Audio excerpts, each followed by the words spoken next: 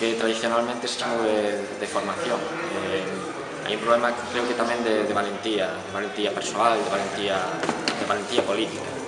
Entonces, entre todos temos que conseguir que os nosos ánimos sexan máis fortes día a día e conseguir que os lazos entre os nacionalistas e as nacionalistas sexan cada vez máis fortes para conseguir que despois na sociedade poidamos actuar con máis forza.